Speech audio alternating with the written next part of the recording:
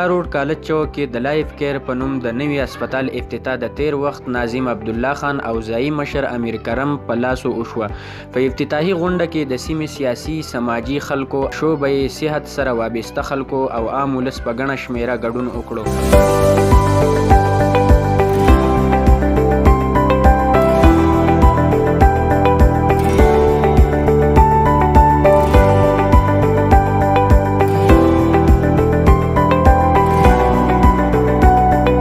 او د لایف کیر هسپتال په پرانسته ندیم احمد، ډاکټر لیاقت علي او محبوب علي له مبارکي ورکړه.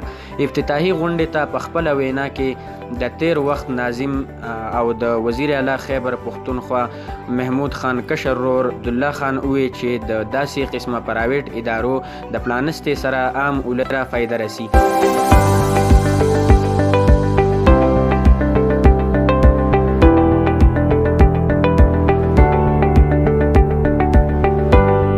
دغه رنګ د لایف کیر هسپتال واکمن ندیم خان وویل چې لایف کیر هسپتال د نوي دور په ټولو تقاضو پوره دی. هسپتال 24 غنټې ایمرجنسي سرویس او په هسپتال کې دننه هر قسم سهولت لري. په دې موقع تحصیل ناظم عبدالله خان او ندیم احمد صدارنګ خبرې کړي. دومره خبره کومه چې یاره دا هسپتال رالو د بسم الله نه افتتاح وشوه، نو موږ به دا دغه کوو چې نه تاسو سرویس ورکئ، ګټه ستاسو حق دی. د دې ژبه کرایې د دې د مینټیننس پیسې به وي. دلته به وروره سل دوه کسان به کار کوي، څوک به لیبارټري ټیکنیشن وي، څوک به ایکسرے ټیکنیشن وي، څوک به اټینډنټ وي. دا ټول اخراجات خو به راغونډېږي، هغو له خو به څه ورکول غواړي که نه، د جیبه خو نشي ورکړی کېدی که نه. خو چې د بسم الله نه وشي، ستاسو نیت ښیي، نو انشاءالله العزیز زه دا تمه لرم چې دا هسپتال به په مټه کې یو ښه هسپتال شي. الرحمن الرحیم. زمونږ د لایف کیر هاسپیټل په نوم باندې دا هاسپیټل کولاو کو چې کوم پرایویټ سیټ اپ دی زموږ سره دلته.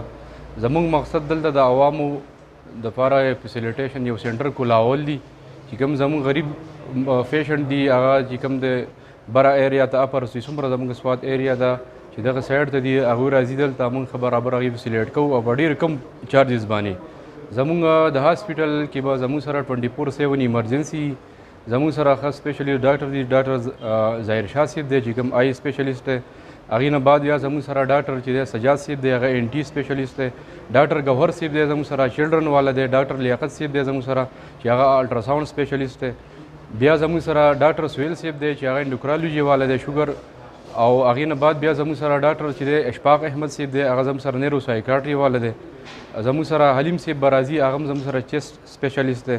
نو زموږ کوشش دا دی چې یاره موږ دلته عوامو ته په ډور سټیپ باندې دومره سهولیات چې دی هغه مهیا کړو چې هغوی په هغې باندې بل ځای ته ځي، منګوري ته ځي یا نور ځایونو ته ځي چې د هغوی په کمو پیسو باندې دلته ښه برابر علاج کېږي او هغه زموږ نه مطمئن وي.